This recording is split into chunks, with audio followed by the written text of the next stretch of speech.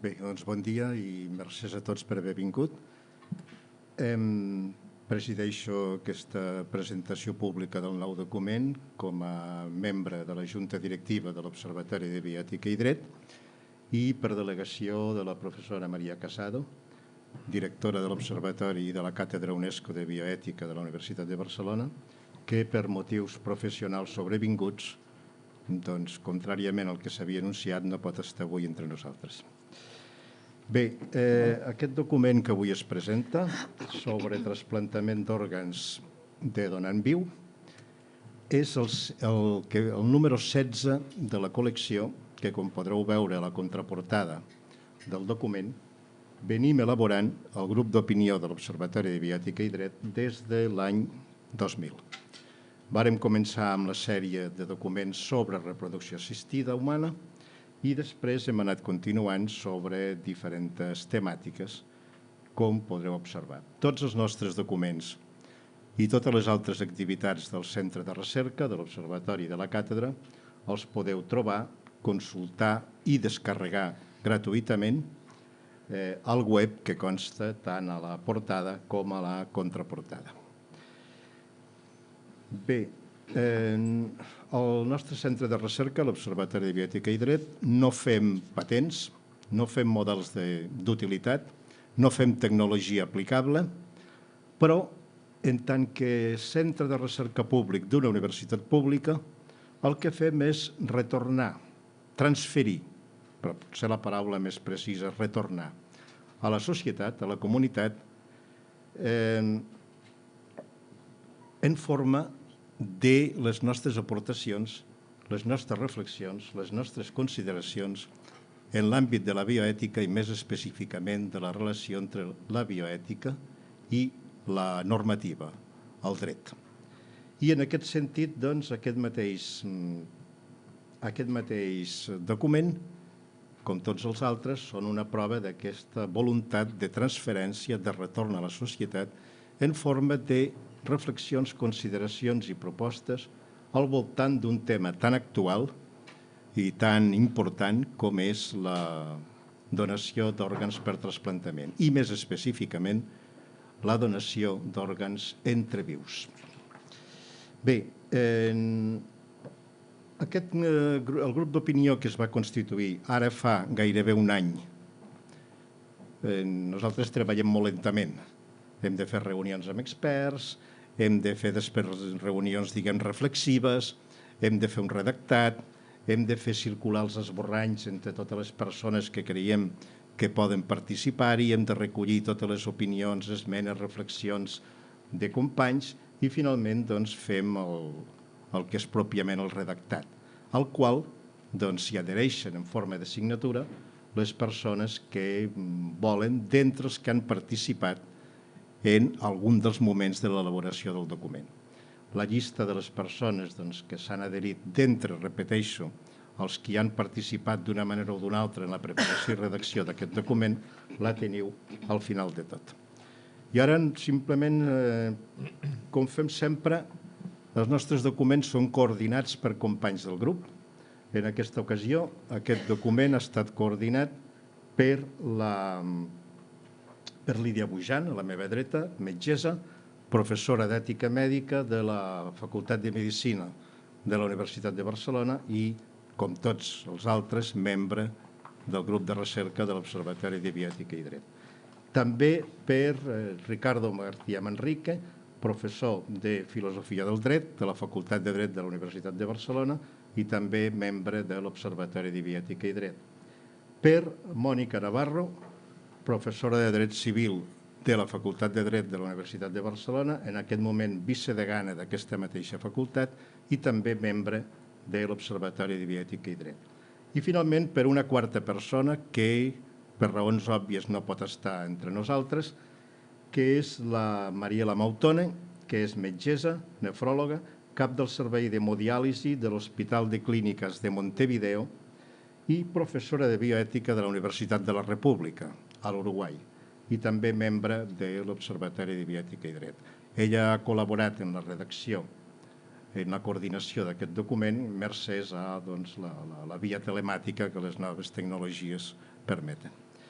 Bé, doncs, fet això, els dono breument la paraula als 3 coordinadors aquí presents i després obrim un torn de preguntes, intervencions, reflexions, comentaris, on tots hi sou invitats a participar. No només preguntant, sinó també donant els vostres punts de vista o les vostres aportacions. Començo pel professor Ricardo García Manrique, que ens exposarà les línies generals del documento. Lo que voy a hacer yo, en efecto, es dar una impresión general y breve sobre el sentido del documento, para que después mis compañeras, con mayor lujo de detalles, expliquen sus aspectos médicos y jurídicos respectivamente.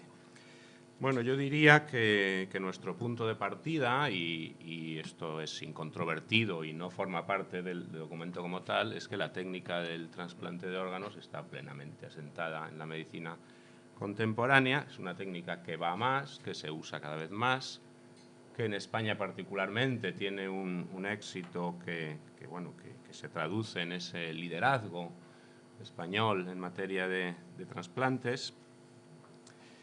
Y, perdón, en particular que quizás recientemente, si antes predominaba el trasplante a partir de órganos de cadáver, por diversas razones, que quizá luego Lidia comente, cada vez más se tiende al órgano de donante vivo.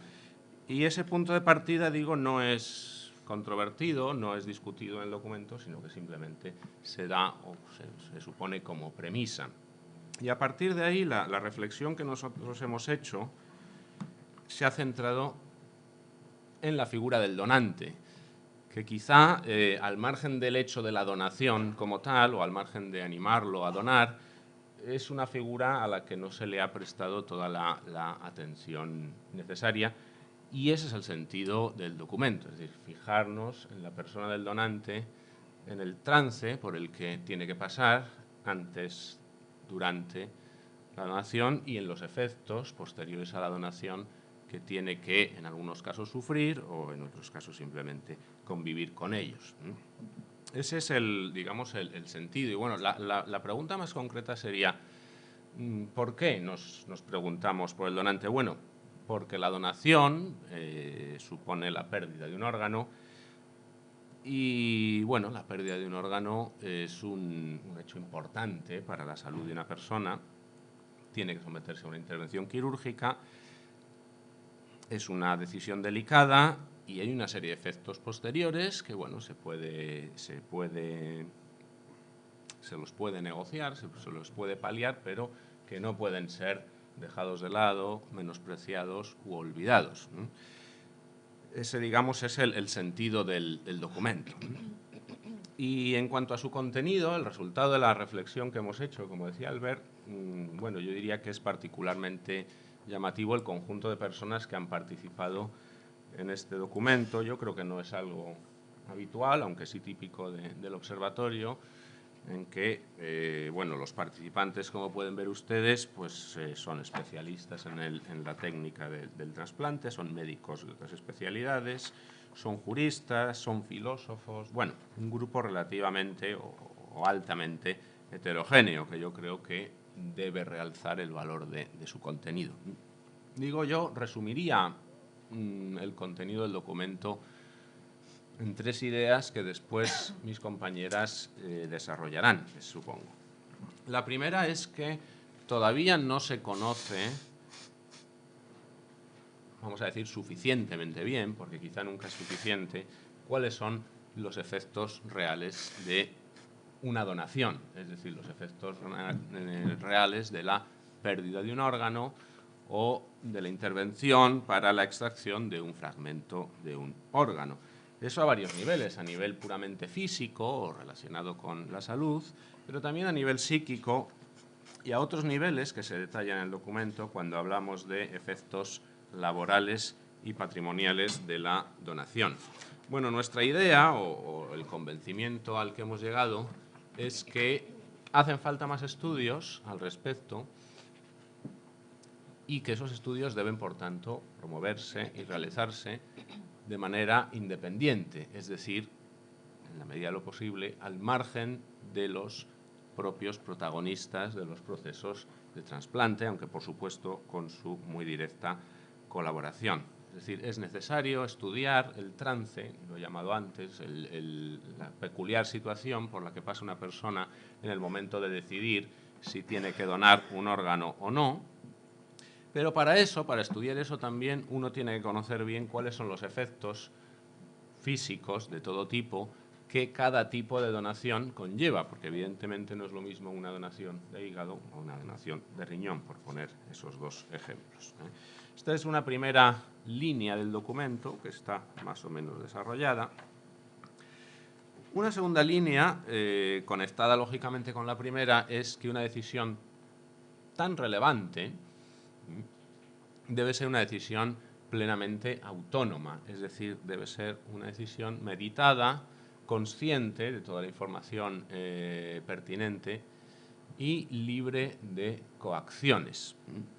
Naturalmente estoy hablando de coacciones, bueno, indirectas o incluso directas, pero de carácter privado, las que se pueden plantear entre los distintos implicados, por ejemplo, en un grupo familiar, a la hora de decidir si se debe donar un órgano o no. Yo creo que muy a menudo las situaciones son particularmente dramáticas como para que queramos insistir en que hay que asegurar eso que se llama el consentimiento informado. Y el documento hace una reflexión sobre ello y después propone una serie de medidas concretas que después detallarán mis compañeras, en las que yo creo que no debo entrar ahora.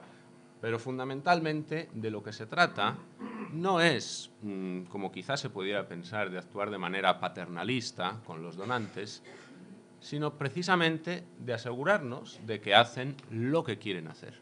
No de evitar que hagan lo que quieren hacer, sino precisamente de evitar que hagan o que no hagan lo que querrían hacer. Se trata de asegurarnos externamente, socialmente, colectivamente, de que una persona que ha decidido o que ha tomado una decisión tan delicada, tan relevante, lo haga con pleno conocimiento de causa. Esa sería la segunda idea que yo considero bueno, dominante. Y la tercera es quizá más, creo yo, puede ser más polémica o más, porque las otras dos no considero que sean particularmente discutibles. La tercera es bueno, una llamada de atención respecto de la aparición de nuevas formas o nuevas vías para la donación que consideramos que deben ser tratadas con particular cautela. Estoy pensando, por poner un ejemplo concreto, que también sirve de instancia, que explica todo el tono del documento, en la figura del llamado buen samaritano, esa persona que sin estar vinculada de manera particular con otra que necesite un órgano, decide libremente, ya digo, sin un vínculo familiar o de amistad o de afectividad con nadie, donar un órgano de su cuerpo, por ejemplo, donar un riñón, para que ese riñón le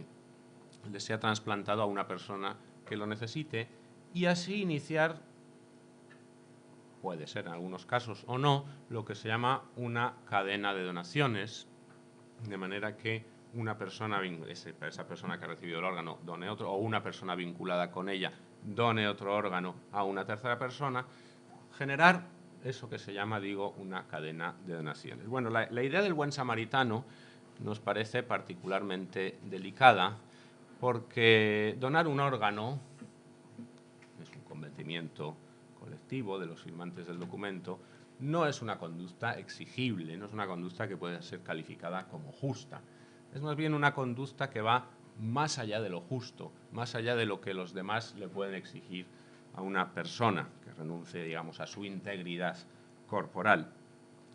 Y si eso en el ámbito de las relaciones de afectividad, familiares o amicales, tiene una mayor justificación, en el caso del buen samaritano, el hecho de que los ciudadanos, gratis et amore, sin ningún vínculo, sin ningún interés por la mejora de la salud de una persona en particular, donen un órgano, es una conducta que creemos que, como va mucho más allá de lo que podemos llamar lo justo, como va mucho más allá de lo que las instituciones públicas deben promover, creemos precisamente que no debe ser promovido públicamente, que son conductas puramente altruistas basadas en concepciones de lo correcto, vamos a decir, de carácter privado, y que, por tanto, las autoridades públicas deben andar con mucho cuidado a la hora de animar a los ciudadanos a, por ejemplo, adoptar una actitud como esta. ¿Por qué? Bueno, pues lo más evidente es que podría generarse una confusión entre los ciudadanos entre lo que les es exigido y lo que va más allá de lo que se les puede exigir. Y las instituciones públicas creemos que deben limitarse precisamente a lo que genéricamente llamamos justicia.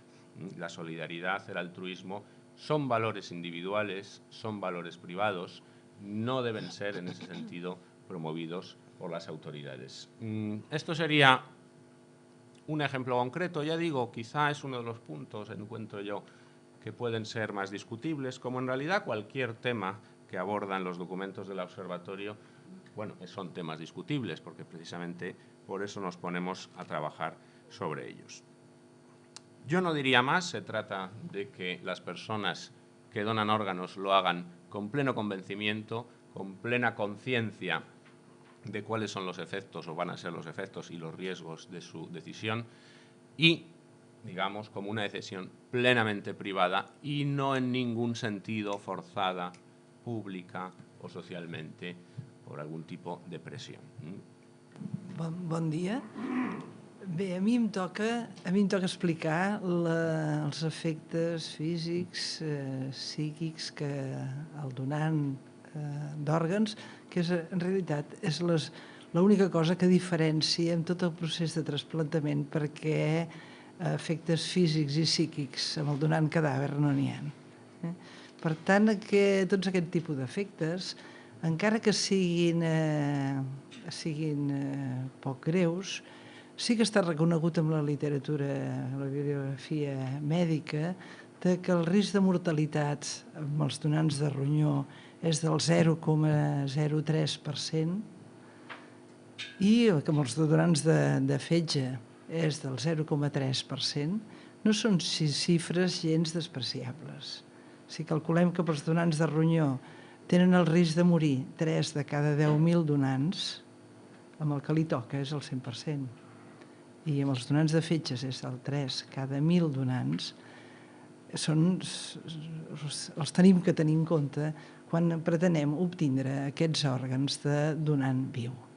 I tot i quan encara que la baixada d'obtenció d'òrgans de cadàver ha sigut notable degut a totes les restriccions que hi ha hagut amb el tema del tràfic, etc.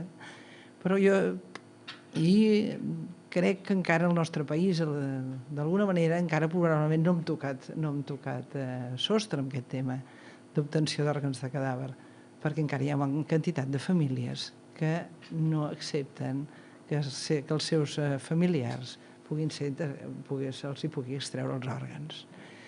Bé, però també hi ha no solament aquest risc de mortalitat, també hi ha efectes secundaris, hi ha complicacions postoperatòries que poden arribar a ser en el postoperatori immediat o un mig plaç d'un 10% amb els donants vius de ronyó i que arriben al 15% amb els donants de part del seu fetge.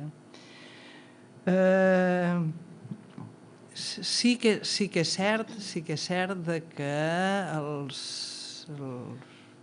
que s'ha dit abans, que ja fa molts anys, evidentment, tot l'inici dels trasplantaments es va fer amb donants vius i a mesura que es van avançar tot el tema dels tractaments amb immunosupressors es va poder fer les extraccions d'òrgans de cadàver i van poder ser aquests trasplantats.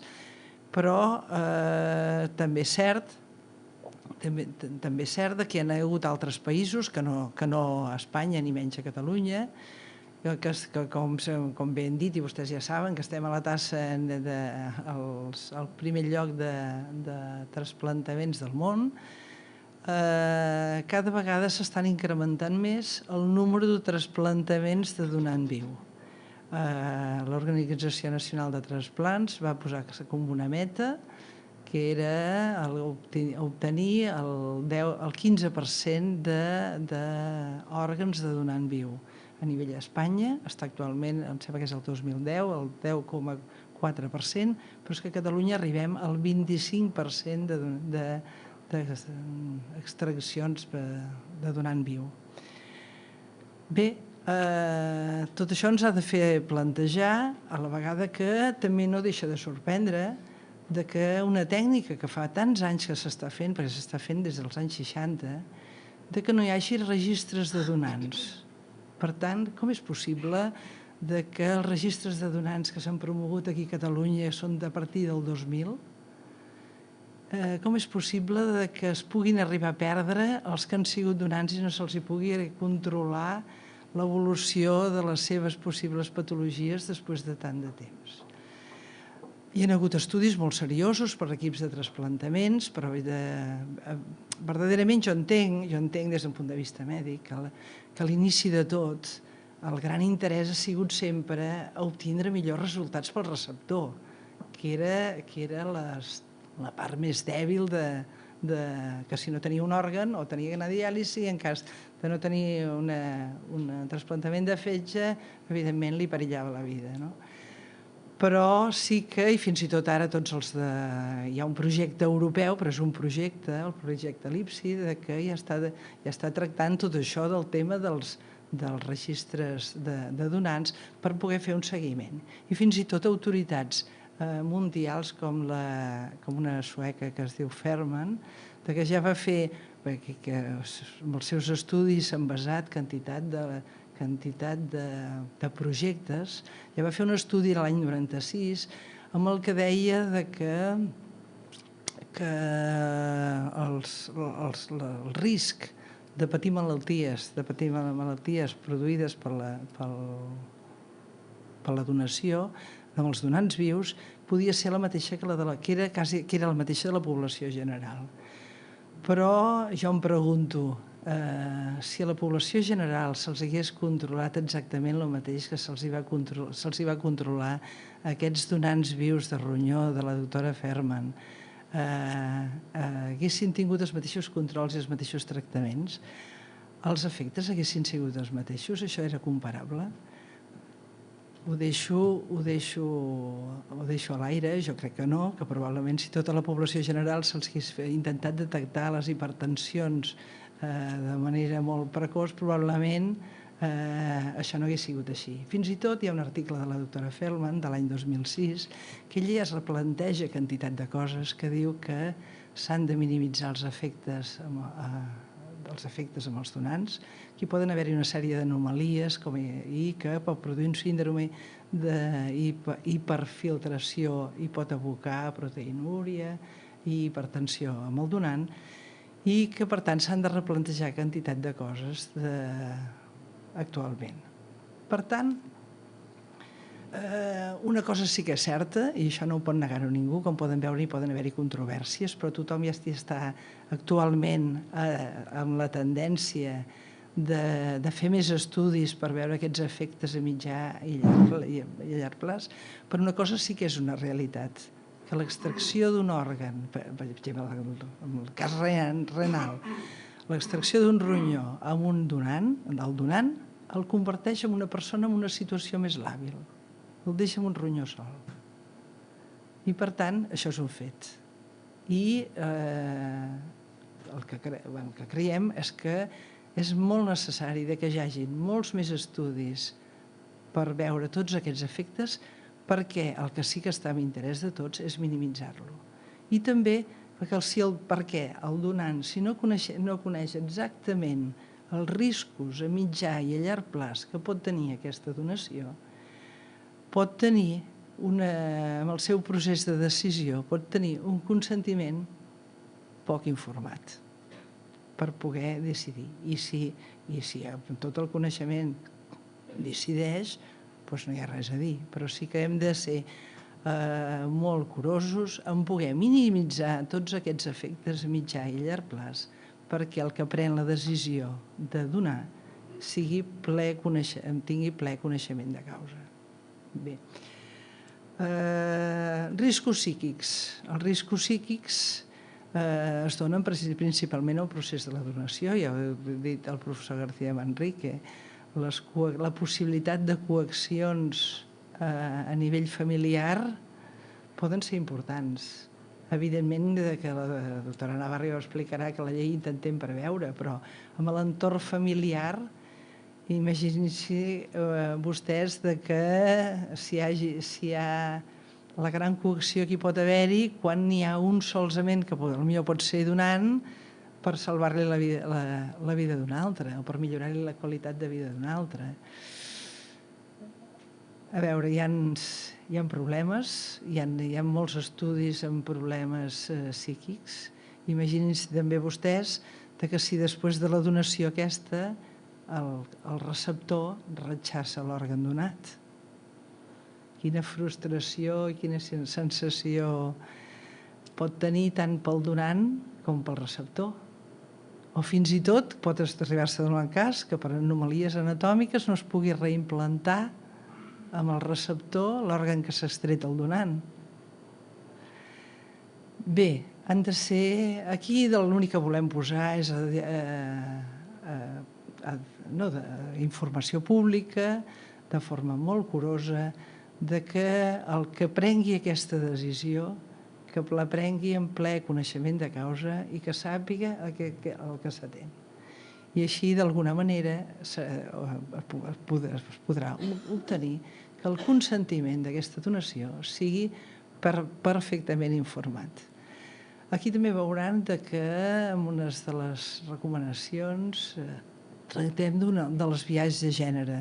No deixa de ser curiós que quan en un nucli familiar pare i mare poden ser donants per un fill, curiosament, sempre majoritàriament és la mare. Llavors el que voldríem detectar... Bé, hi ha arguments de tota mena, hi ha arguments que donen més les dones que els homes, perquè les malalties són més prevalents amb els homes, etc. Hi poden haver arguments de tota mena. Però el que sí que volem deixar palès que això, que hi hagués unes viatges de gènere, s'hauria de tractar d'evitar. S'hauria de tractar d'evitar. Després, una altra de les coses que jo crec important des d'un punt de vista mèdic és que hi ha d'haver-hi una proporció entre el risc del donant viu i els beneficis esperats del receptor. I, per tant, com veuran en una de les recomanacions, el fet que hi hagi una extracció d'un donant, d'una persona jove, per un ascendent seu, per exemple, d'un fill a un pare, en el cas, amb el qual el rellotge del pare, el rellotge vital del pare, és bastant més curt del fill, alerta. Potser ho tindríem que tenir una mica en consideració de que la proporció potser pot grinyolar una mica. Bé, jo deixo, em sembla que he posat suficients elements damunt de la taula per poder fer preguntes i deixo la paraula a la doctora Navarro. Bon dia. Bé, com ja s'ha posat de manifest, una de les nostres preocupacions quan vam començar aquest document és precisament posar el nostre èmfasis en la figura del donant, perquè quan es fa o es parla de la donació d'òrgan viu, evidentment es centra moltes vegades en els beneficis que té pel receptor, però nosaltres hem volgut posar tota l'atenció en la figura del donant i fer-ho fixant-nos en els diferents problemes mèdics, com ja s'ha exposat, i jurídics que pot tenir aquest donant que vol fer una donació d'òrgans o que no vol fer una donació d'òrgans, però es veu en una situació de pressió del seu voltant. Llavors, una mica les recomanacions que nosaltres fem en aquest document podrien...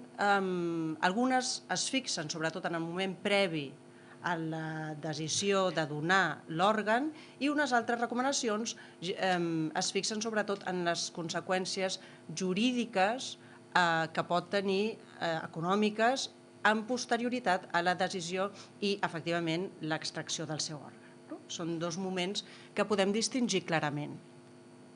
Abans de l'extracció de l'òrgan, una de les preocupacions gira al voltant del consentiment.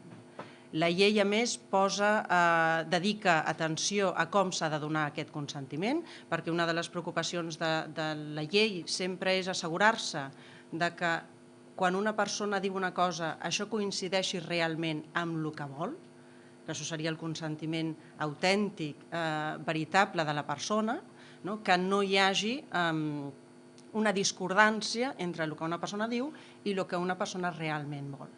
Per assegurar-se que la persona dona el seu consentiment informat i que aquest és un consentiment vàlid, existeixen una mena de garanties i requisits per assegurar-nos que això sigui així. I, per exemple, hi ha una fase molt important d'informació que inclou, evidentment, no només els riscos mèdics, com s'ha comentat abans,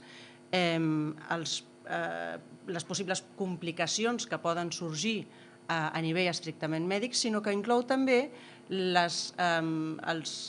situació econòmica o els riscos jurídics que es poden derivar un cop feta l'extracció de l'òrgan. La llei contempla, per assegurar-se que aquest consentiment, ja dic que és una de les preocupacions de la normativa que regula el trasplantament d'òrgans, és que hi ha d'haver-hi un metge que informa dels riscos que sigui diferent al metge que farà l'extracció. I per assegurar-se que, novament, això és realment el consentiment autèntic de la persona que manifesta la seva decisió de donar, després, en un moment posterior, aquest consentiment s'ha de fer per escrit davant del jutge encarregat del registre civil, que és el que assegura que aquest consentiment és autèntic.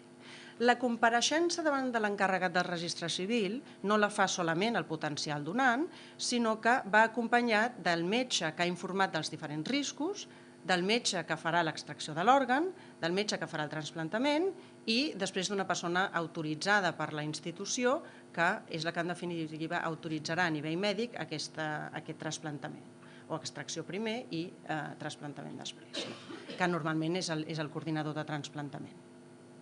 Llavors, davant de totes aquestes persones, se li pregunta novament al potencial donant si vol fer la donació i si aquest contesta afirmativament i no hi ha ningú que manifesti el contrari, doncs l'encarregat del registre civil autoritzarà aquest document de cessió de l'òrgan.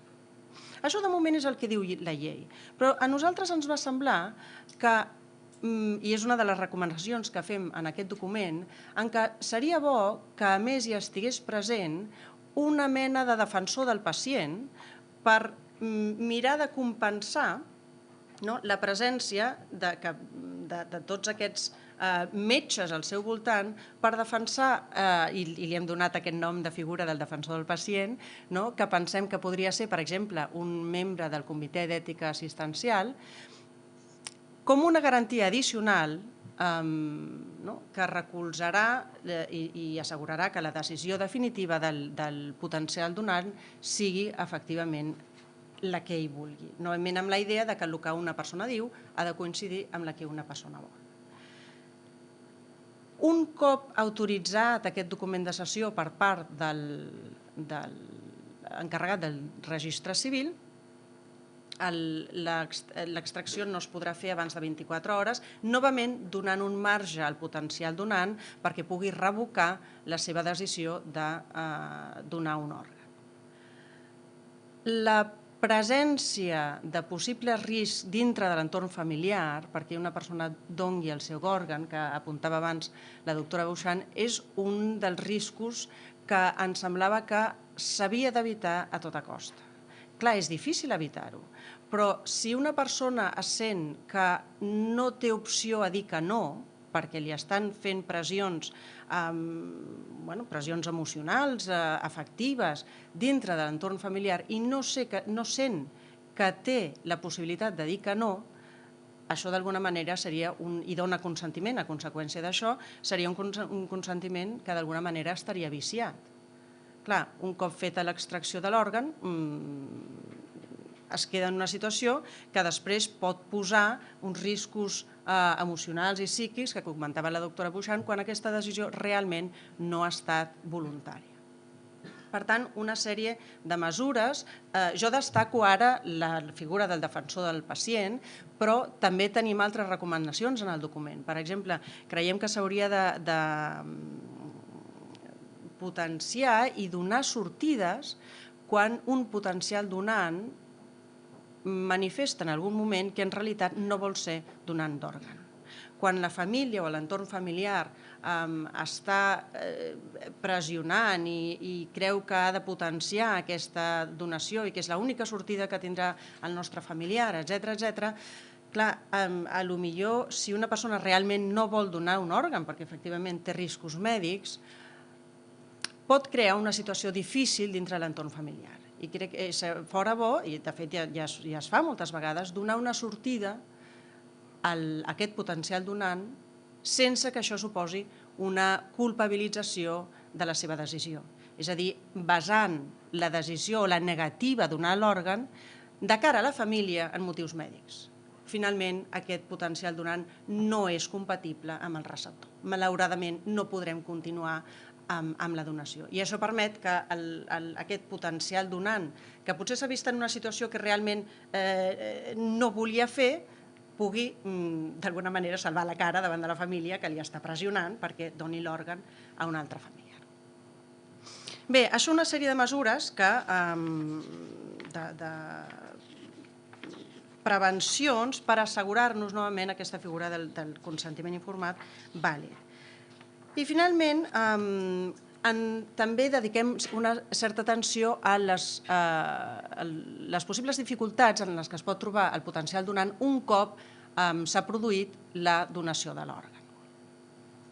Per la legislació laboral, quan està plantejant les situacions de baixa laboral que permeten continuar cobrant el mateix salari per baixa d'enfermetat, en principi no està prevista la situació del donant d'òrgan.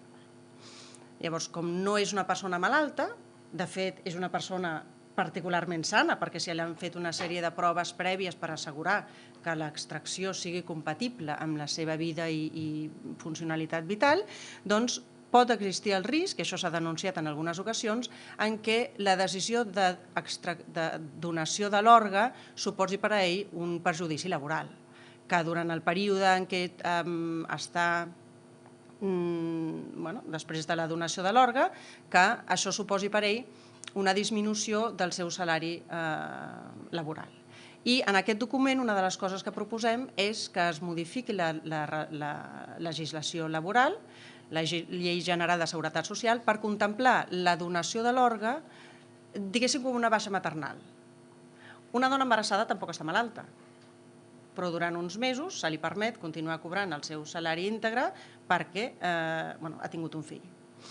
La situació de la persona que ha decidit donar un òrgan em sembla que té suficients elements en comú amb aquesta dona embarassada perquè pugui demanar aquesta baixa, que això no li suposi cap mena de perjudici a nivell laboral ni de reducció del salari durant el període que ha d'estar després de la donació de l'òrgan i que, per tant, que es pugui modificar la llei laboral per contemplar específicament la situació de la donació de l'òrgan.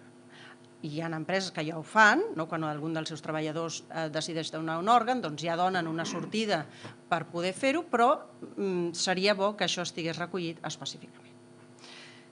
I bé, hi ha algunes altres recomanacions i de més, però ara aquí ens ha interessat destacar alguna d'elles i, en tot cas, donar pas potser al debat que fora el més interessant de la presentació. Bé, doncs gràcies als tres coordinadors aquí presents i jo em limito simplement a fer de moderador de paraules i vosaltres podeu fer les intervencions o preguntes dirigides o bé globalment i qui li sembli oportú i escaient, sigui de la taula, sigui del públic, podrà respondre. Endavant, senyoreta. Hola, sí, tenia una pregunta. Es desprèn de les intervencions que acaben de fer que vostès qüestionen realment la donació d'òrgans per part dels donants vius, entenent que potser ara per ara no s'informa prou bé dels riscos, dels riscos de les seqüeles de la donació. Realment és això? Ho qüestionen? Ho posen en qüestió?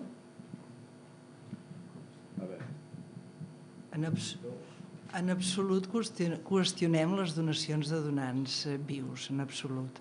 El que passa que el que diem, i si miren les nostres recomanacions, en la primera recomanació que fem, diem exactament la donació entre vius s'ha de considerar una pràctica subsidiària, no de primera elecció, però en absolut la qüestionem.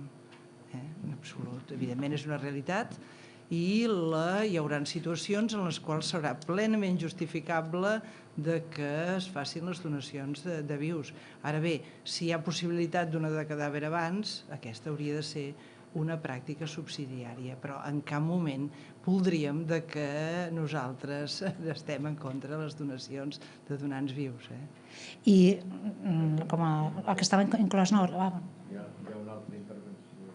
Sí, bueno, yo quería añadir que aunque en el documento se pone el acento sobre el hecho de que hace falta más información, lo que es evidente es que información hay mucha, es decir, los médicos saben muy bien, o bastante bien, qué es lo que le va a pasar al donante y por eso se atreven, por así decir, a extraerle un órgano, no dudando de que en la inmensa mayoría de los casos pues va a poder seguir viviendo en buenas condiciones. Lo único que queríamos decir es que hace falta todavía más información, como pasa en general en todas las actividades humanas, ¿no? Que empiezan actividades más o menos complejas que empiezan a tener lugar en condiciones, vamos a decir, de relativa incertidumbre, y lo único que queríamos llamar la atención es sobre la necesidad de aumentar todavía más el caudal informativo, la fineza y la independencia de esa información. Por tanto, de aquí no se debería desprender, puesto que la premisa es falsa, es decir, no es que no haya información, de aquí evidentemente no se debe desprender que no estemos a favor de esta técnica. Al contrario, las medidas que yo creo que la doctora Navarro que de hecho ha detallado, van en la línea de reforzar la confianza que el donante pueda tener en que no tendrá problemas, digamos, ulteriores o añadidos a la decisión ya de por sí delicada que supone donar. Claro, además, como apuntaba, uno de los problemas es la posible existencia del que el consentimiento no sea realmente un consentimiento informado válido. Pero en el documento se recogen estas medidas que, al contrario, promueven y favorecen la donación de órgano vivo. Si realmente es lo que la persona quiere hacer, y evidentemente es compatible con todos los requisitos médicos necesarios, fíjense que una de las propuestas es modifíquese la legislación laboral. Es decir, si la decisión es esa, adelante, no hay ningún inconveniente. Es más, nos parece muy bien y, por tanto, que tenga menos inconvenientes. Por tanto, si esto tiene consecuencias negativas en el ámbito laboral, modifíquense. O sea que esto yo creo que es un argumento muy importante que se puede ver en el que no estamos en contra de la donación de vivos por sí misma. Y otra cosa que no comentaba antes en mi intervención inicial es que también se debería tomar cierta conciencia de que en todos los seguros de vida o de enfermedad que pueda tener una persona, que no se ponga como cláusula limitativa del riesgo el mero hecho de haber sido donante de órganos. Por tanto, esto también sería una medida para evitar que una vez se haya donado puedan existir inconvenientes jurídicos para la persona. Porque a veces nos encontramos en la situación contraria. Personas que quieren donar y dicen, bueno, pero ¿qué pasará? Si hago la donación, la tengo que hacer en verano, cuando tengo mis vacaciones, porque no me darán una baja en el trabajo. ¿Y después qué pasa? Porque pierdo el seguro de vida, si tengo un seguro de enfermedad. ¿No? Entonces, las medidas que tenemos en este sentido es para decir, bueno, una vez que esto no sea un factor en contra de la decisión de donar. Bueno, Una altra de les recomanacions que fem també en aquest sentit és que de la persona que sigui donant tingui garantida l'assistència sanitària de per vida i els controls pertinents per poder minimitzar tots els efectes de la donació. Per tant, si s'ha entès d'alguna manera que estàvem en contra, verdaderament no. El que passa que estem però que es faci de les millors condicions possibles, amb tota la informació, amb tots els possibles estudis, per poder minimitzar pel donant, tots aquest tipus d'efectes. En realitat el que estem és defensant tots els drets del donant. Per tant, se'ls informa bé de tots els riscos. Ho dic Els riscos que es coneixen, però per això promovem que hi hagi molt més estudis perquè es puguin fins i tot, vull dir, si es poden saber més coses al respecte, que es puguin informar els pacients. Sí, evidentment, d'informació, n'hi ha quantitat, n'hi ha. Aquest document. He tingut l'ocasió de fullejar-lo abans que comencéssiu a parlar i m'ha semblat, espero que la lectura atenta del document ho mantingui, que els principis que fonamenten les conclusions i les recomanacions del document són molt clars i a mi em sembla que bastant inqüestionables. Jo diria, com em sembla que vosaltres apunteu, que hem d'anar amb compte amb el cultiu de les virtuts, el cultiu de la solidaritat, de l'altruisme i fins i tot dels deures. A mi em sembla que hem de ser prudents, hem de ser serens, hem de ser assenyats a l'hora d'esperar massa d'aquestes qüestions. Pel que heu dit a la taula, em penso que no qüestioneu, com ja heu dit, la donació per trasplantament de donant viu, però tampoc en sou entusiastes, m'ha semblat. I amb això jo em sento completament al vostre costat, si realment és així com m'ha semblat.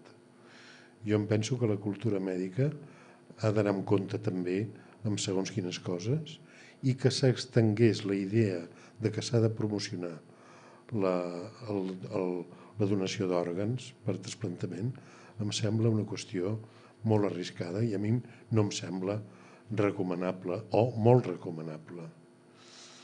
El professor García Manrique ha dit que la qüestió del bon samarità, la donació del bon samarità, és una qüestió delicada i, en efecte, comparteixo que és una situació delicada, però jo diria, m'inclino a pensar, que encara és més delicat l'exposició, la pretensió, la recomanació mèdica en el si d'una família en què s'anuncia que hi ha la possibilitat de que en el si d'aquesta família pugui haver-hi un donant pel pare, pel germà, pel fill. A mi em sembla que això origina tals turbulències, o les pot originar, que hem de ser sumament cautes, sumament prudents a l'hora d'anunciar, prescriure o aconsellar aquest tipus de pràctica mèdica. S'ha parlat de coacció, per descomptat, que hem d'evitar tota coacció, però la meva impressió és que quan això es parla o s'anuncia en els familiars d'un malalt de fetge o d'un malalt renal, si bé pot no haver-hi coacció, la pressió que s'exerceix sobre els membres d'aquesta família és molt gran i a mi em sembla que s'hauria d'evitar. Si es pot, s'hauria d'evitar. I finalment, per acabar, permeteu-me una confidència. Potser perquè tinc 70 anys, no sé què diria si en tingués 40, però jo prohibiria en el meu metge, si jo tingués una malaltia hepàtica o renal que em pogués comportar la pèrdua de la vida, jo prohibiria que s'anunciés als meus familiars que ells tenen la possibilitat de donar-me un fragment d'òrgan o un òrgan. Jo preferiria acabar en pau abans de sotmetre a una pressió tan gran a la meva família. Gràcies, doctor Bengal. Y yo quería preguntarle dos cosas a la mesa. Una es si la legislación en otros países donde apenas hay, donde hay mucha menos donación de cadáver y casi todo el trasplante que se hace es de donante vivo, ¿tiene limitaciones parecidas a las recomendaciones que han citado o no han entrado mucho en el tema? Y luego, si ustedes realmente dan un rapapolvo a la Organización Nacional de Trasplantes sobre el tema del buen samaritano. ¿Se han pasado mucho ahí? O sea, ¿piensan que han ido demasiado lejos con esa idea de la cadena, que es una presión Y, o sea, para el buen samaritano ya es raro, pero para el... O delicado, como dicen, ¿no? Pero para los siguientes que tienen que poner algo, la familia que tiene que poner algo para que pueda recibir, o sea, es todo junto, enorme. Ahí se han pasado. Bueno, yo contestando a o glosándola, yo creo que es evidente que uno se siente tanto más presionado cuanto más vinculado afectivamente está. O sea, eso es evidente. Sin embargo, el supuesto o el potencial, quiero decir, buen samaritano, no está en principio en absoluto. Lo que sí que podría darse es, bueno, hipotéticamente en el futuro, si esto se generaliza, una especie de presión social, es a la que yo me refería. Pero lo que pasa también es que yo creo que la donación a un familiar podemos ubicarla en el seno de unas relaciones de dependencia mutua que son esenciales en la vida. No digo que uno esté obligado a donar, pero es evidente que uno está obligado a cuidar de su familia, y en algún sentido parece que el acto de donar, bueno, tiene una justificación moral más clara, mientras que en el otro caso, en el caso del buen samaritano, me parece que es una cosa que las autoridades públicas deberían cuidarse mucho de animar, sobre todo cuando vivimos en una sociedad radicalmente injusta.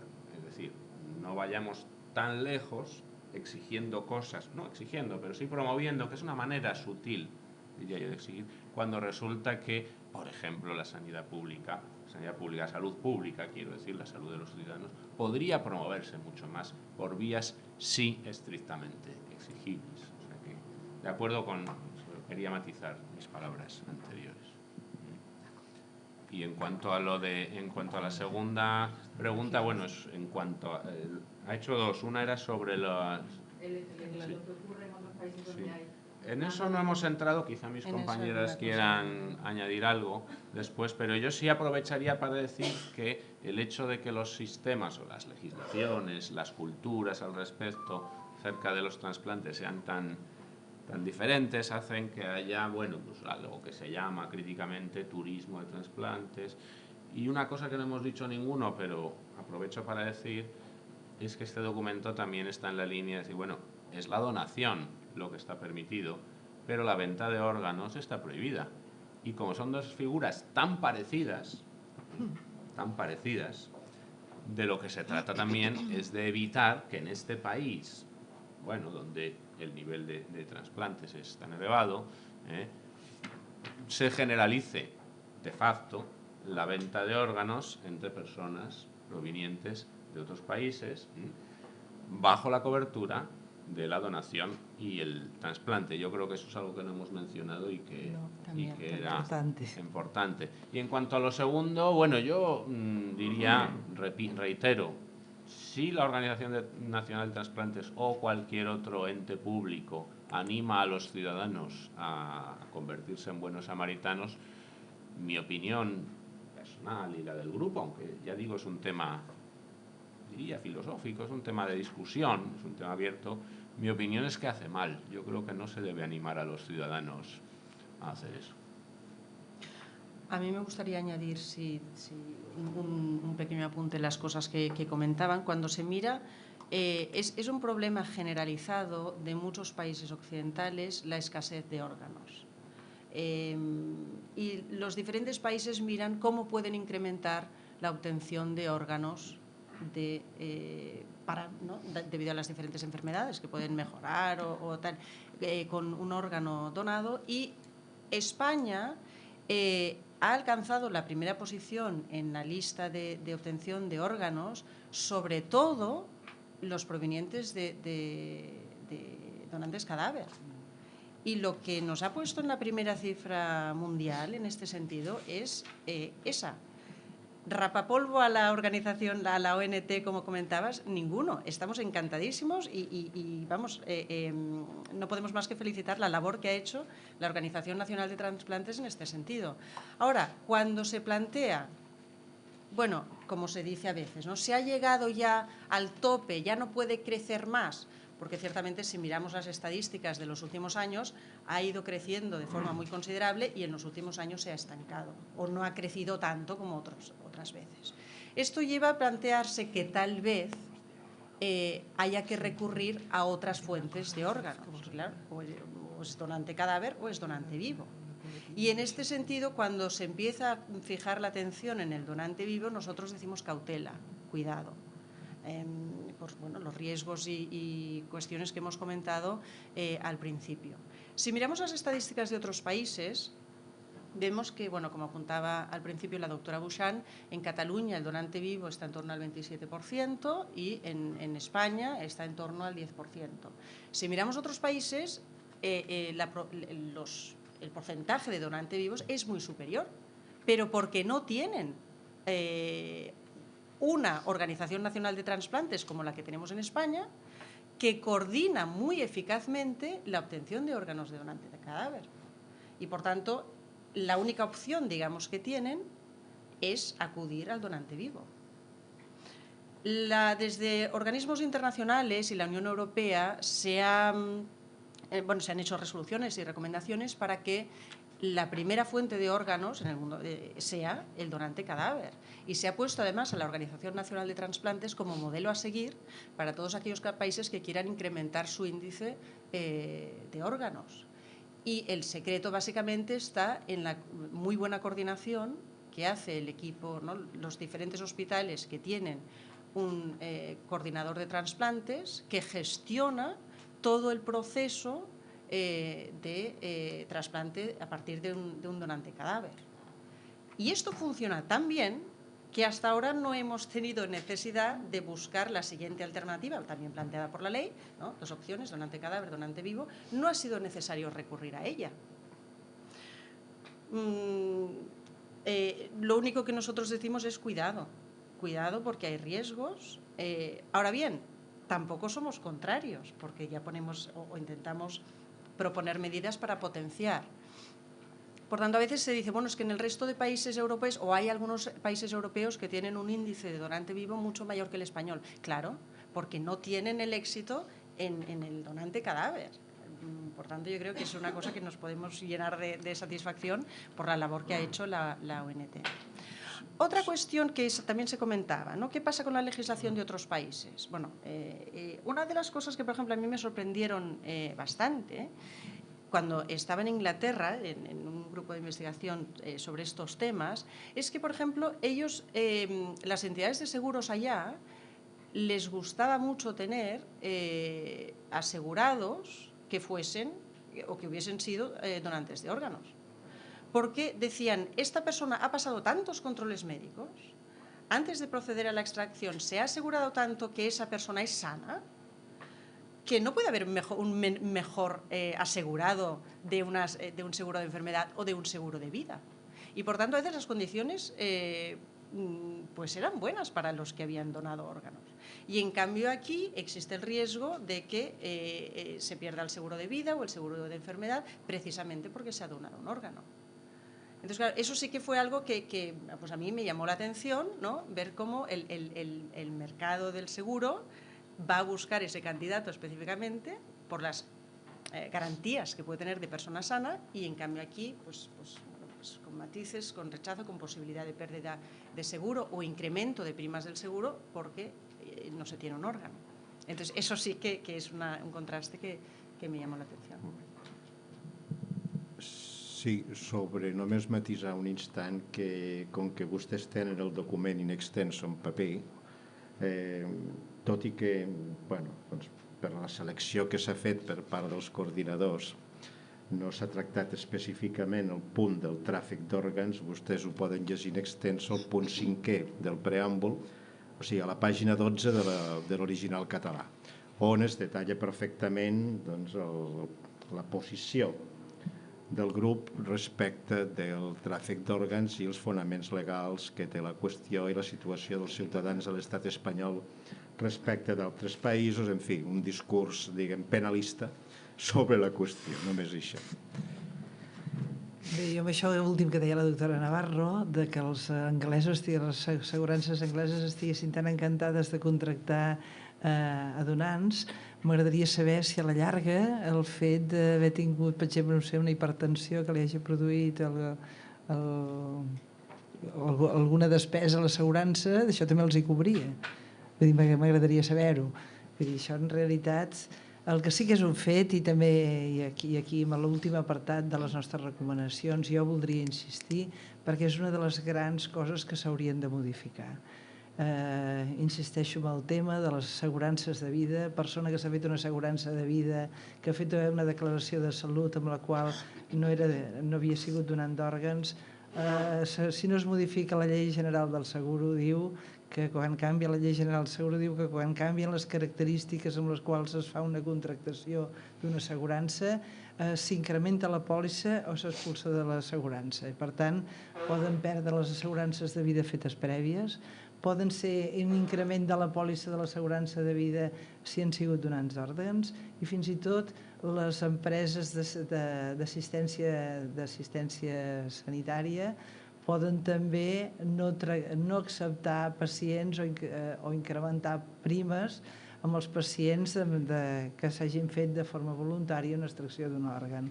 Per tant, seria necessari que hi hagués un canvi en tota la reglamentació que contemplés de forma específica totes aquestes situacions amb les quals el que de forma voluntària ha fet un acte de donació no es vegi discriminat amb el reste de la població i tindria que contemplar-se d'una forma específica a nivell de la legislació. Bé, alguna... Sí, jo volia, sobre aquesta polèmica de si esteu a favor o no dels donants vius, veig que sí que esteu a favor, però ho escriviu, que no sou partidaris de que es potenciï. Que es potenciï el donant viu per sobre del donant mort. Exacte. Després, això em porta a una reflexió, que és preguntar per què estan augmentant els donants vius. Per què estan augmentant? I més amb la crisi. Potser que hi ha donacions encobertes en què s'està pagant donants, els bons samaritans s'està pagant com a donació sota mà. No sé si ho heu constatat, teniu consciència que això pugui passar, si és una de les causes per la qual està augmentant o no. Una altra qüestió és, abans has parlat, em sembla, de que no existeix un registre de donants, no? No ho he entès bé si és des de l'any 60 o si el tenim més recent. És recent. A partir de... Si es van iniciar a Catalunya, són a partir del 2000, sembla que n'hi ha un del 2008, un del 2009... Des del 2008. Del 2008, i són recents, molt recents. I una tercera qüestió és que trobo faltant les recomanacions que s'augmenti la informació als familiars de les persones que moren de la possibilitat que es donin òrgans. Ho dic perquè jo he tingut la desgràcia que en pocs mesos he perdut 3 familiars i en cap dels 3 casos ens han informat de la possibilitat de donar els òrgans. Bé, intentant contestar, evidentment que la donació de viu obre la porta a la venda d'òrgans. Vull dir, això evidentment, i això és el que s'ha de tractar d'evitar. Està claríssim que s'ha de potenciar la donació de cadàvers, i com molt bé surt amb les nostres recomanacions, la de donant viu ha de ser una tècnica subsidiària.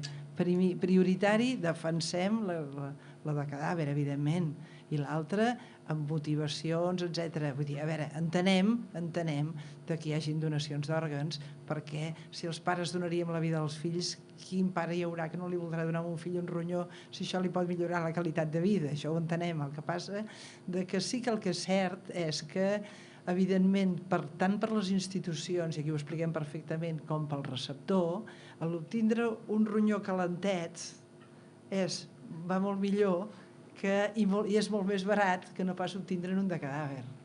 Llavors, això és una realitat. Home, a tothom li agradaria que li donguessin un ronyó d'un donant viu, perquè el temps d'isquèmia d'aquest ronyó és molt menor, primer es fa l'extracció i el quiròfan del costat ja està el receptor amb l'espera per poder rebre aquest ronyó. Evidentment, pel receptor és que no hi ha cap dubte, és molt millor la de donant viu. Molt millor, i per les institucions també, perquè és molt més barat. Tenen molts millors resultats i econòmicament és rentable. Ara, per això ha sigut la fonamentació, vull dir, l'eix nuclear d'aquest document és la protecció del donant viu. Evidentment que es dona informació, que insistim que s'ha de fer més estudis per poder-ne donar més, però intentar protegir tots aquests drets que estan desprotegits, vull dir, com aquests drets que estàvem dient, el dret a l'assegurança, el dret a una baixa laboral, etc., perquè el que verdaderament vulgui donar, sense cap tipus de coacció, ho pugui donar amb totes les garanties. Per tant, ha de ser una subsidiària i s'hi ha de promocionar, i estic absolutament d'acord que potser podríem haver inclòs aquí de més informació, perquè evidentment encara hi ha òrgans de cadàvers que es perden i és una llàstima quan aquí està tan ben organitzat i tan ben muntat per poder-ho aconseguir. Sí, hola, bon dia. A mi m'agradaria fer dues preguntes concretes. Feien referència precisament a que hi havia aquest marge de millora de la donació cadàver. No sé si en l'estudi, en l'informe que han fet parlant amb experts, han arribat a posar una xifra màxima a la que es podria arribar. Em sembla que són 34,2 donacions per milió en el cas d'Espanya, que han baixat una mica.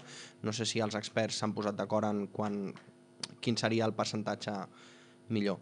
I la segona pregunta és també una reflexió una mica. No sé si en aquest cas els avenços científics podrien suposar l'eliminació d'un dilema moral o d'un problema moral. És a dir, si s'arribessin a desenvolupar mèdicament òrgans artificials que funcionessin, no sé si s'han plantejat, si seria l'eliminació d'aquests problemes morals o problemes ètics, perdó, que plantejaven. Gràcies. Bueno, sí. Volia contesto dos apunts a lo que comentaves. Home, com a buscar un percentatge o proporció que sigui òptim, quants més millors, és a dir, que no hi ha cap límit que s'hagi dit aquí tancarem xeta i ja no buscarem més. No, quan més, millor, i més possibilitats hi haurà que la gent entri a la llista d'espera si realment continuem incrementant el percentatge d'òrgans que s'obtenen. I en quant a lo segon, clar, el problema sempre és trobar fonts d'òrgans. Si hi ha, fins ara teníem un cadàver donant viu, si hi ha una tercera possibilitat, que és una creació artificial, que tingui els mateixos resultats positius per al receptor, doncs tot això que haurem guanyat. Si en el futur això acaba sent prou eficaç com per arribar a substituir altres fonts de donants, doncs llavors aquest seria ja un tema del passat, però clar, ara estem fent una mica ciència-ficció perquè encara no hem arribat a aquest punt. Però evidentment, si es troben altres vies, doncs benvingudes siguin. Sí, de tota manera, la reflexió filosòfica, per dir d'alguna manera, que has fet sobre que sovint els avenços tecnològics ens solucionen dilemes ètics, això és molt clar en moltes situacions. Si, per exemple, el que els americans i altres coneixen amb el nom de sang artificial, llenguatge ordinari, fos una cosa baratíssima, probablement molts dels problemes o conflictes ètics que ens trobem o que es troben en molts països amb negativa a transfusions de sang o d'hemoderivats ni es plantejarien. Però és que no és barata. Però potser un dia ho sigui, o qualsevol altra tècnica substitutiva que ens estalviï dilemes ètics o conflictes ètics que avui dia hem de resoldre com millor podem perquè no tenim la solució tecnològica que potser ens estalviaria. Però això és normal i passa en tot. No hi veig més misteri. Davant, Ramon. Sí, gràcies.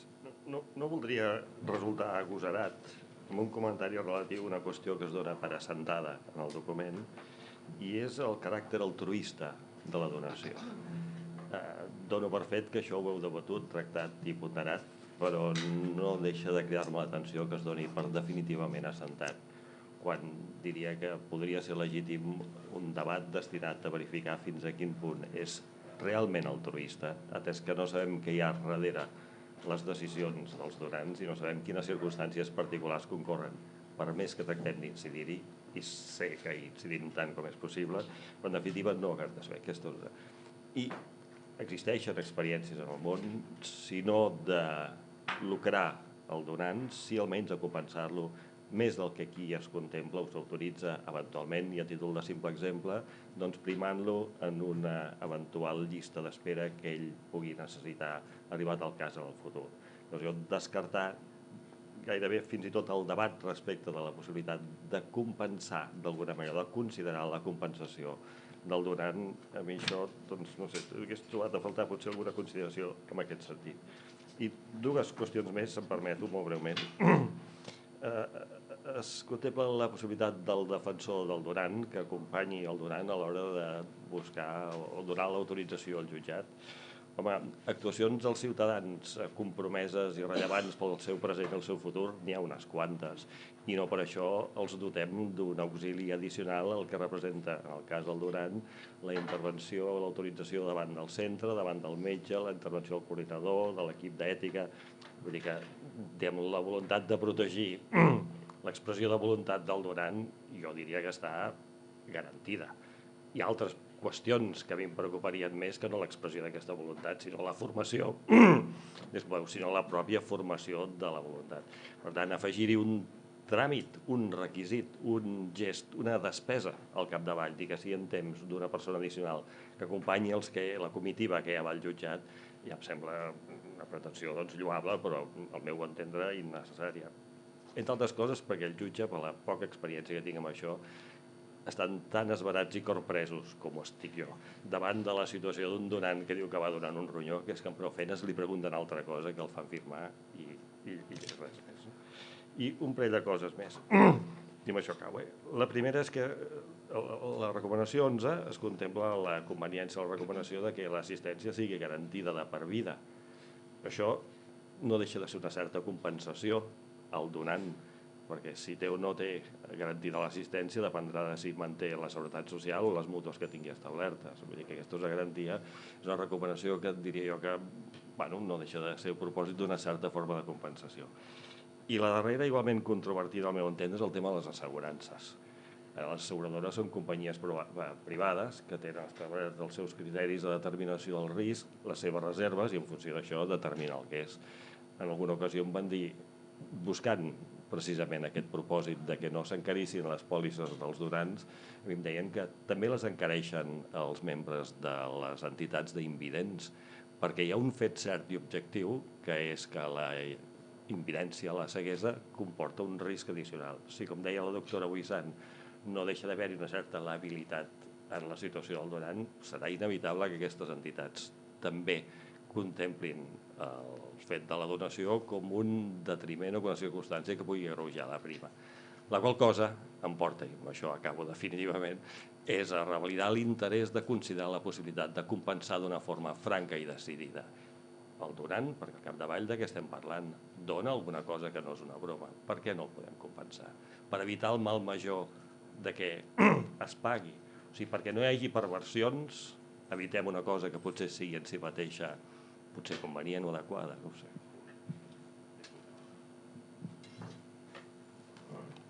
Bé, el que sigui podria haver és un fons de compensació per aquestes situacions. El que passa que això és un terreny molt relliscós. Hi ha una compensació... si no hi hagués donacions de vius, seria impossible la venda d'òrgans de vius. Potser els matarien per treure òrgans de cadàver, però si no hi hagués donació de vius... La donació de vius obre la porta a la venda d'òrgans. Obre la porta. Llavors, si hi ha una compensació, etc. Jo veig que és un terreny absolutament relliscós, absolutament. Sí, i a més l'altruisme, com tots els valors morals subjectius i personals, no hi ha qui ho jutgi, no hi ha qui ho valori, no hi ha qui ho quantifiqui. Per tant, ens ho hem de creure. I aleshores, doncs, si una persona diu que vol fer una donació, sigui finalista, és a dir, orientada directament a una altra persona, per relacions afectives, emocionals, com es vulgui dir, o de parentiu, sigui a fons perdut, o el bon samarità, jo no em veig capaç de jutjar el valor moral d'altruisme de cap persona, perquè no voldria que jutgessin el meu. Llavors, aquí no m'hi puc posar.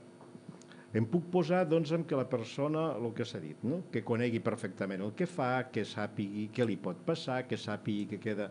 No en situació làbil, és que jo crec que queda minusvàlid, clarament, almenys en un cas d'un ronyó. I, per tant, doncs, que si té un estil de vida determinat i li agrada fer, per exemple, com determinats esports, doncs potser no els podrà fer tan fàcilment o no els podrà fer gens, però tot això que li expliquin, tot això que ho sàpigui. A partir d'aquí, jo no sóc capaç, i crec que ningú, de valorar què hi ha sota de la paraula altruisme i, per tant, ens ho hem de creure. Jo és el que penso. Però és evident la segona part que ha assenyalat sobre... Clar, nosaltres a la consideració 11 el que fèiem és que no s'ha d'establir una compensació fixa de la manera com s'ha fet en el cas de la donació de gàmetes, o sigui, òcits o espermatozous, tants diners, ni tampoc s'ha de recórrer a altres incentius que puguin suposar una forma de pagament. Però potser sí hi ha altres incentius que no suposin formes de pagament. Estan per inventar, en tot cas. En tot cas, ja a veure, els que ens coneixeu a l'Observatori, ja sabeu que la voluntat principal que tenim és la de remenar les cireres, remenar la cassola. Bueno, doncs que se'n parli. S'ha plantejat unes coses, tu i altres doncs plantegeu altres, que se'n parli. Debat públic, debat social. De fet, això és una cosa, la possible, no compensació econòmica directament, però, per exemple, el que tinguin una preferència després en el llistat, és una cosa que també vam discutir amb diferents membres del grup i, de fet, no ens posàvem d'acord. O sigui que alguns creiem que no i altres que sí, llavors no s'ha traduït en una recomanació. Però, com bé diu l'Albert, que es parli. Sí. Sí. Bueno, yo añado que un tema que tarde o temprano habrá que abordar en otros términos es el que usted plantea, que es el del tráfico de órganos, no en términos de simple prohibición, que es aquí como se menciona porque es un tema colateral, sino tal como se plantea hoy en día cierta filosofía moral anglosajona,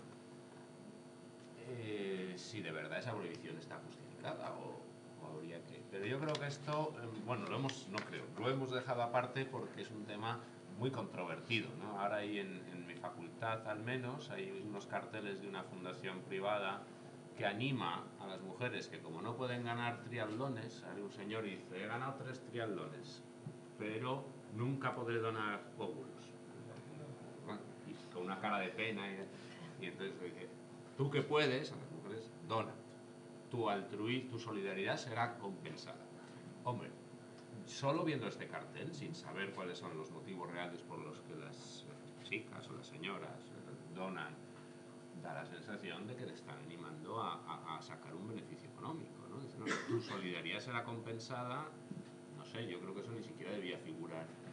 Hay muchas maneras de ocultar la realidad de las cosas y yo creo que deberíamos buscar lo genuino, lo auténtico, y si de verdad se están vendiendo órganos, es decir, a través de la figura de la donación, yo creo que debería evitarse y paralelamente habría que abrir un debate sobre hasta qué punto, bueno, en qué términos debemos gestionar todo esto de las compensaciones, pagos, pero es verdad que aquí eso queda ya demasiado lejos. Bé, jo volia fer una pregunta ràpida al doctor Aquí Navarro. Al número anterior de la revista del Col·legi d'Advocats feia un resum article de la modificació de la llei del registre civil que suprimia la figura del jutge. Llavors això, a efectes de l'expressió del consentiment, qui hauria de ser? El funcionari propi del registre? El que modifica la llei de registre civil és el que és el jutge encarregat del registre civil, perquè podrà ser jutge o podrà ser secretari judicial, és a dir, canvia l'accés a la posició d'encarregat de registre civil. I per això una de les disposicions finals diu que en totes les lleis on es faci esment a la figura del jutge encarregat del registre civil, ara s'haurà de parlar només d'encarregat del registre civil. És a dir, tota la dinàmica serà exactament igual, el que passa és que l'encarregat ja no serà necessàriament un jutge. Potser qui ha guanyat aquesta oposició per ser encarregat de registre civil és un secretari judicial. Llavors, per no fer distincions, es parla només d'encarregat del registre civil. Tot el més queda igual. Sí, jo només era per un tema de contrapunt i és paral·lel. A veure, quan parlem de les taxes de donació que tenim en aquest estat, cal tenir clar que nosaltres hi dediquem molts més recursos econòmics que la resta de països europeus, primer punt. Per tant, no és que siguem més llestos, que segurament aquest és un projecte que hem abordat bé, però hi gastem una veritable fortuna i cal tenir-ho present.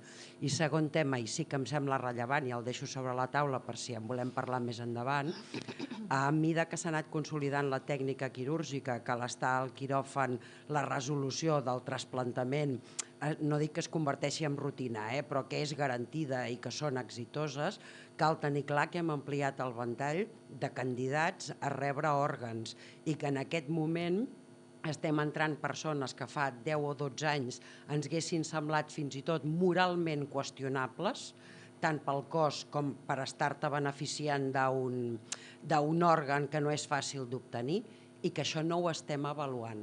I jo el que plantejo és la necessitat ara, a partir del moment de dominar la tècnica, que gairebé et porta al límit de convertir-ho en rutina, la necessitat d'avaluar si el que estem fent i el que obtenim és moralment adequat.